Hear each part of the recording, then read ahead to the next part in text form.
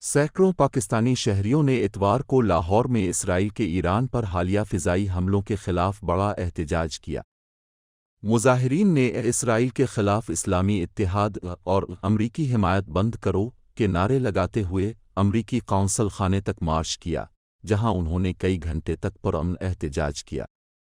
Police نے بھاری security انتظامات کیے تھے، تاہم کسی ناخوشگوار واقعے کی اطلاعات نہیں ہیں۔ حجاج میں شریک خواتین نے خصوصی طور پر سیاہ لباس پہن کر غزہ اور ایران میں ہونے والی ہلاکتوں پر افسوس کا اظہار کیا۔ کئی خاندانوں نے اپنے چھوٹے بچوں کے ہاتھوں میں پاکستانی اور ایرانی پرچم تھما کر انہیں بھی اس احتجاج کا حصہ بنایا۔ ڈاکٹرز، انجینئرز، وکلاء اور تاجر برادری کے نمائندوں نے بھی اس احتجاج میں بڑھ چڑھ کر حصہ لیتے ہوئے عالمی برادری سے فوری مداخلت کی اپیل کی۔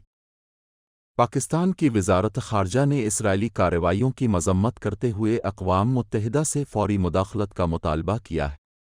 دوسری جانب، حکومت پاکستان نے ایران میں مقیم 450 سے زائد پاکستانی زائرین کو محفوظ طریقے سے واپس لانے کا عمل شروع کر دیا ہے۔ اس تنازع کے بعد خطے میں کشیدگی بڑھنے کے خدشات کے پیش نظر پاکستان نے ایران کے ساتھ سرحدی گزرگاہیں عارضی طور پر بند کر دی ہیں۔